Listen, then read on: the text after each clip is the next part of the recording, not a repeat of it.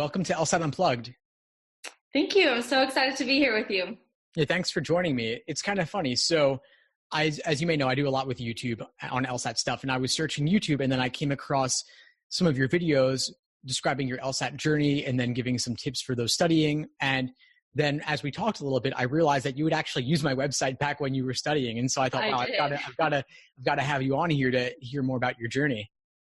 Yeah, and I was so excited when I saw your comment on my very first video I'd ever posted on how I got 169 on the Lsat. I studied for about 3 to 5 months. It was a little fuzzy because it was like 2 months where I did no studying at all. But I was reading your blog, and your tips really helped me out. Thank you so much for providing that free resource for those of us who can't afford actual personal coaching. I really found it so helpful. Of course. No, I'm so glad that it helped. And it's funny because so many people buy my stuff or they use my site, and I never actually get to meet them or interact with them. And so This is pretty cool. I'm wondering, what about my site did you find most helpful, or what resources did you use more than others? Sure. So I feel like I did a lot of research on what is the Lsat, what is it going to be testing, how is it going to test those things. I feel like I need the why before I actually start studying the what. That's just kind of the person that I am. And so your site particular, I think, explained that to me in an accessible way that I could understand. I felt like, okay, I know that this type of question is testing this way of thinking. I know that this particular type of logic game is something that is learnable. I feel like it just motivated me and made me feel like, oh, this is something I actually can do, even though my original diagnostic score was not something I was pleased with. And you approved 11 points, right? I did improve 11 points by test day, yeah. And so that was from, a 158 to a 169. That's correct. Yeah, some of my practice tests, I actually was scoring a little bit higher into 170, 171, but 169 on the actual big day was a pretty big deal to me. I was really excited about it, especially since there were so many ways where I felt like when I took the test, oh, I could have done that better, or, oh, I should have known that, or that took me too long. So to get that score to me was a testament of, oh, the hard work I put in actually made a difference. And it does, it pays off, because I remember we were discussing earlier, now you're looking at a top 20 school with potentially a full ride. So that's a lot of money. Absolutely. Yeah, I actually have been offered several full rides at this point, one of which is to a top 20 school with a living stipend, several mentorships, guaranteed research assistant position, guaranteed clinic position. It's absolutely a dream come true, and I never thought I would be here. I remember when I was growing up, my parents would always tease, because I always knew I wanted to go into law and justice. They'd say, oh, Nicole, you're going to be a judge. You're going to get a full ride to law school. And I was like, nobody gets full rides to law school. What is that? And so now to be in this position, knowing and living this testament of this is very learnable. It's very doable. It doesn't matter how far out there it seems. If you put the work in, results are going to happen. Yeah, no doubt. And you're describing what's the dream for so many future law students. I'm wondering, so what would you say is the biggest insight that you got from your Lsat prep or the law school admission process that got you to where you are now with so many options before you? Yeah. The biggest insight for me was probably just that I didn't need to necessarily have 20 internships, in a district attorney's office. I didn't need a bunch of letters of recommendation from judges and senators. I didn't need to have published 20-page papers in respected journals, or to get a 180 or all that to get a full ride and to be financially stable going into law school, which is an insane sentence to be able to say. It's something that anybody can do.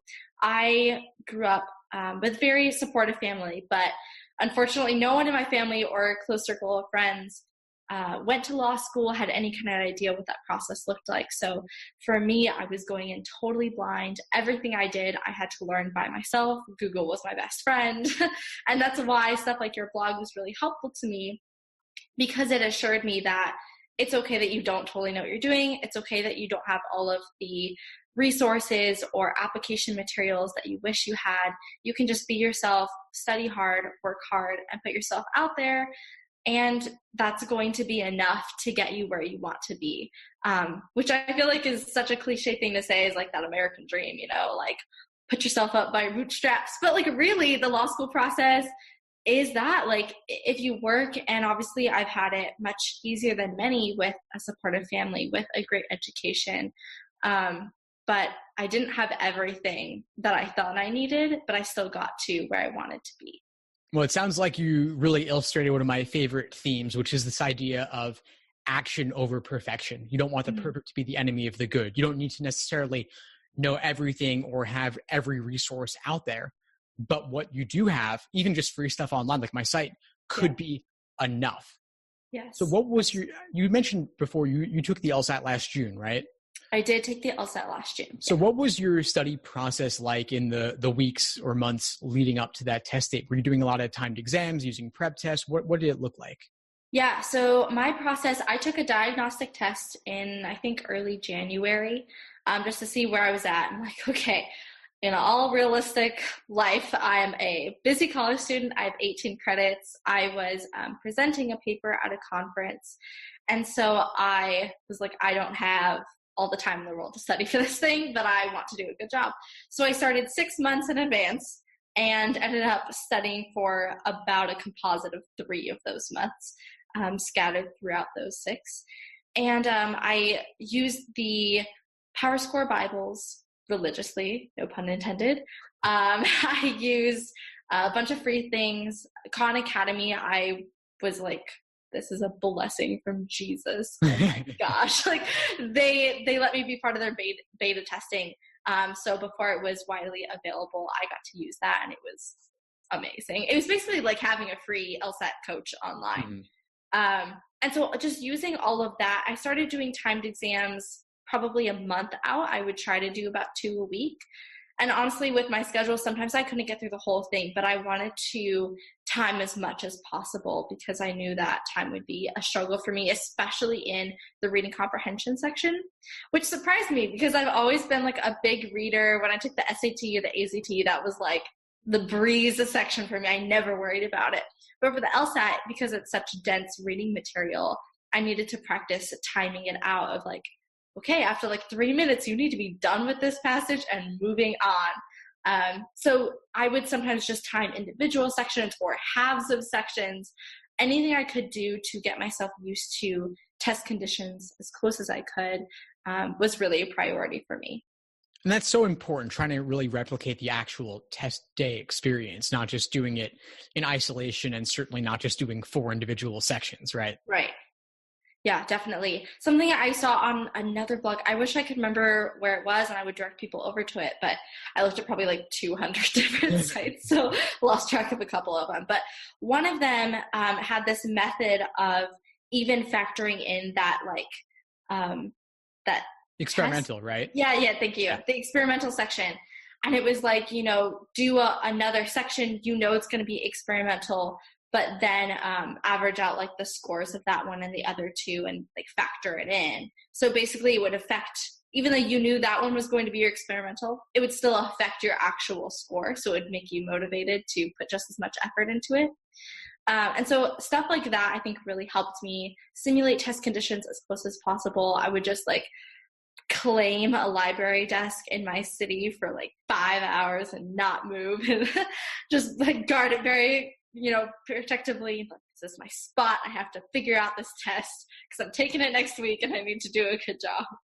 Yeah, definitely. You definitely want to do that. And by the way, that experimental thing, that's something that I'm sure a lot of people talk about. And I'll just real quick lay it out for people how to do that, because I mentioned that in my study plans too. Let's say you've got exams 83, 84, 85, and 86 you want to do timed. You just take exam 82, cut it into 4 parts, and insert each one of those 4 parts into 83, 84, 85, 86. Then later, you can tally your results from 82, in case anyone's just looking for the specifics on that. But aside from the LSAT, I want to get into some of this other stuff too with you in terms of your law school admissions. What about your personal statement, letters of rec? Is there anything on that side of things that you thought was especially strong or compelling for your application? Definitely. So As probably people know, you can't read your letters of recommendation, which is kind of a bummer because I'm a big words of affirmation person. Like, all I want to do is read people say nice things about me. But I had a really great professor in college, one of my communication professors, so I know he could probably figure out how to form a nice sentence. And he wrote a letter for me. I also got letters. I found out that right before I applied to law schools that I actually could intern for the district attorney in my county. And that was a really great experience. A couple of those attorneys were willing to write letters for me. Something that they told me that I didn't end up doing, but I thought was interesting advice and might be helpful to somebody else, is a lot of people just don't have the time to write you a letter of rec, but they're very willing to help you get into law school. So what you can do, which sounds super awkward to me, is write your own letter of recommendation, send it to them, they'll approve it and sign it for you. Then you know what it says, and the law school thinks like you're great. As far as personal statement goes, I was really nervous about my personal statement. I read a lot of examples, and it seemed to be like the best ones were, I came from this really tough situation, but my passion for law or my passion for justice helped me get through it. And I have had, thankfully, like a really nice life. I mean, I've gone through like tough things like anybody else, but nothing incredibly life-changing or like threatening or anything like that. I've gone straight from high school to college and now to law school. So writing that statement, I was like, there is nothing special about me as far as the statement goes. And so what I ended up talking about was how my faith impacted my interpretation of what justice looks like. And even though I don't believe that an ideal justice system is something that's attainable right now with how broken the world is, that doesn't mean that it isn't worth striving for or seeking after. And I actually got a couple comments from people in different admissions offices, regardless of their response to my actual application, saying, I really appreciated your personal statement. It was really genuine. Thank you for writing about something that mattered to you. And writing that statement, I was very aware that people weren't going to agree with everything I was saying. I'm very aware, not every single person in law school is Christian, and not every person at admissions office is religious or believes in God, and that's fine, live your life. But for me, that's something that's a huge part of my identity, and I didn't want to put my application out there in a dishonest way that was going to leave out such an important aspect of my life. So it was pretty cool to see that validated by people in admissions office who recognized, hey, you put yourself out there. We see that's important to you. And that's what we're looking for in somebody who comes to our law school, is someone who's authentic and genuine and honest about what they believe and why they believe it. Well, that's really interesting. And it kind of jives with what I hear from admission officers, that they aren't going to let their personal biases get in the way. I mean, of course, we all know that like academia isn't the most like religious or devout space, right? But admission officers actually appreciate the honesty and authenticity, as well as a wide variety of like backgrounds, including like intellectual or faith-related diversity as well. That's something unique you can bring to the table. And so even if it might not match the typical profile of the average applicant, that could be a good thing sometimes for them. Right. And Absolutely. It sounds like it was also a particularly inspirational essay. And so that also is uplifting as well. You don't want it to be just a sob story of all the hardships you've encountered, right? Absolutely. Another thing too is not just like something I've told some people who've asked me for advice about this, is don't just write and pour your heart out and send it to a law school. Like, there are a lot of eyes that are willing to look at that to give you constructive feedback. I actually sent my personal statement to 45 people, 20 of which got back to me and said either this is great, thanks for sending it, or they said you need to change the sentence, this sounds really weird, don't say that. And so by the time I actually sent my personal statement to law schools, it was very much the same in heart, but drastically different in the way that I formed sentences, the way that I structured the statement. And I think that really made a difference. So believing in the people that have got you where you are now, I think is going to continue to propel you in the law school application process. Definitely making use of your community, and 45 people. That's awesome. Yeah. That's way more than most applicants share it with, I think. Some people don't share it with anybody. Yeah, that's not a good idea. I literally sent it to like high school teachers that I hadn't talked to in 4 years. I was like, hey, remember me? You liked me 4 years ago. Please read this. No, sure. And people are happy to help. And worst that happens is they don't get back to you or they don't have Right. time, and that's fine. But I was talking with one student, she's a Columbia Law student, and she was saying that she reached out to alums on LinkedIn. Oh, interesting. And just asked them, she'd never met these people before, and just kind of reached out, made a connection, and then was like, can you read over my essay? And that sort of thing. It works. So even if you don't know 45 people personally, you could still find folks or maybe people online. But yeah, I'm really glad you did that, because I'm sure it strengthened your essay. If 45 people, each person gives you one tip or one edit, that's a big change right there. Yeah, and a 2-page paper to have 45 different edits is quite a lot. But it really, I think, made it for the better. And that combined with, thankfully, a good LSAT score and a good GPA and letters of recommendation for people who knew my work ethic and had me in class or had me work for them. All of that combined led to what I think was a pretty solid application, which I would say got me about 75% of the way there in getting scholarship decisions and acceptance decisions from law schools I applied to. No, it sounds like you had a really compelling application. One thing that you mentioned earlier, I want to dig into a little bit, is the internship at the DA's office. Yeah. Because the way you mentioned, you were like, I just got this internship at the DA's office. Yeah, that. And I'm thinking, like, half the people listening are like, I want an internship at the DA's office. Like, how did that actually come about? Yeah, that's a great question. I didn't mean to breeze by it. It was actually a huge deal for me because I had struggled for literally 3 years to find anything law related, paid or not. Like, somebody get me in a law office. Like, I just want to do something that's actually related to what I'm passionate about. So I found out the year prior from my mom's friend who's a police officer that you could intern as even a high school student at least for Los Angeles County, which is close to where I live, and also San Bernardino County. So what I did was I looked online. I was like, is this a true thing? Did a little bit of a Google search, and I found a gigantic application. I was like, well, all right, there goes 3 hours of my night. So I just literally printed out the whole thing, started writing it down, sent it out in a giant envelope, and waited to hear back. The first year, it turned out I missed the application deadline because I didn't know about it. So the second year, I sent it in about a month early and did a couple calls, a couple emails following up.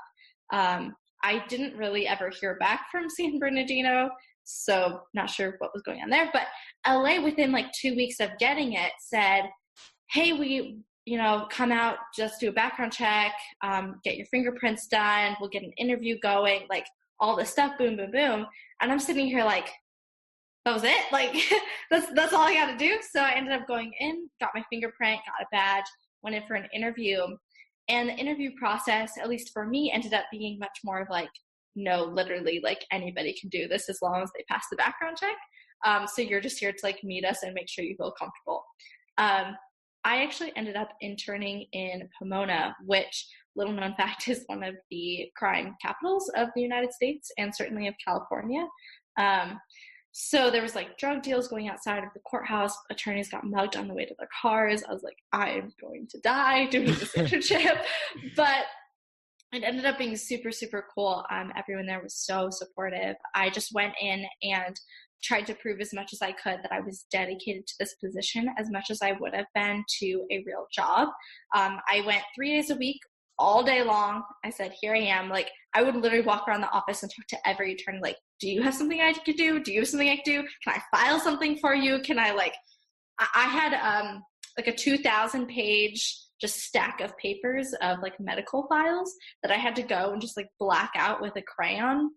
Oh my gosh, it took so long, but it was definitely an awesome experience. And something I didn't even know was an option, or I would have done it way earlier. So if that's something that you're interested in doing, literally just go onto your computer or phone or whatever, type in your county and put in, district attorney internship, or start calling offices. There's a ton of secretaries there who are very willing to direct you to whoever you need to speak to. Not every county is going to offer that, obviously. Some people only want law students, but I was shocked at how great the response was when myself, a junior in college, was just saying, this is something I want to do. And they said, we'll take all the help we can get. Well, it's funny you mentioned that. It sounds like the hardest part of this may have simply been doing the 3-hour application. Yep, pretty much. Now, it's funny too, because I'm here in New York and I've worked with a number of students over the years who had internships at DA's offices. And I happen to be in Brooklyn, but all of the students I worked with, even back when I lived in Manhattan, they all worked at the Brooklyn DA's office. So that tells me that maybe Manhattan's hard to get or Queens is hard to get, but there are certain ones that are just more receptive, and you just do the application, they'll have you in there. And maybe you're not doing the most glamorous work at first, but probably not. but it sounds like you took some initiative and were able to reach out to the various attorneys there and get some perhaps more substantive work at times. Yeah, I think it's just not very publicized, but there's a lot of attorneys out there who recognize that there are college students and even high school students who can't work in the legal field because they're not qualified to, having gone to law school or taken any classes. And they say, we know you want to be involved. And it ended up, once I, kind of got my hands dirty a little bit for a couple weeks just doing grunt work, they actually started letting me go in courtrooms. I got to help with jury selection. One judge let me sit up at the desk with the attorney where co-counsel sits, even though you're not supposed to do that. He let me do that, and I got to help out with cross-examinations. I wasn't obviously speaking on the record, but I could write notes to the attorney and be like, oh, this jury looked at you weird when you did that. I don't think that person understood what you were saying. It was incredible what they ended up letting me do once I just proved that I wanted to be there and learn as much as I could. Very cool. Is criminal law something you're thinking of pursuing, or are you interested in something else? Yeah, so actually my passion is criminal prosecution. So being in the DA's office was just perfect for me. That's where I'm thinking I'll probably end up after law school, although I'm also looking into opportunities with federal work as AUSAs. All that kind of stuff is where I'm probably headed. Nice. How has your experience in the DA's office, how has that differed from what you might have thought it would be previously, or portrayals on TV? Any movies or TV shows that are similar or different? Yeah, so it's a good question. I actually did mock trial for 5 years, so I was pretty comfortable in the courtroom, but had a very limited view of what the legal process was, because all of my fake experience was condensed into, here's 1 2-hour trial, and that's it. I had no idea that jury selection takes an entire day. I didn't know that almost every objection they go back, at least the trials, I was watching, they would go back into the judge's chambers for. The jury doesn't get to hear any of that, which is such a bummer, because that's my favorite part about trials is objection battles. But there was just so much paperwork and investigation and transcripting of videos, calls to DMVs, just all the stuff that goes on behind the scenes that I don't think is reflected in anything the public really has access to. I watch a lot of TV shows, like crime dramas and stuff. Right now, my favorite show is Bull. I don't know if you've heard of it, but it's a jury scientist thing, which is totally impractical. It's not real at all, but it's still fun to watch. And I still think that there's value in those shows because they humanize, I think, the district attorneys and the defense attorneys, the victims and the defendants, the jury members, the judges. All those people become more real in a sense, I think, than they do just locked up in the courtroom and somebody that you dread seeing either because you got in trouble or because you got a jury summons in the mail. So I still think there's value to TV shows, but they're definitely not reflective of what an actual trial looks like on a day-to-day basis. Well, that's been very interesting to hear about. Criminal law is one area that I was considering back when I was thinking about law school, and I only know more of the media portrayals. So it's interesting to hear more about the behind the scenes.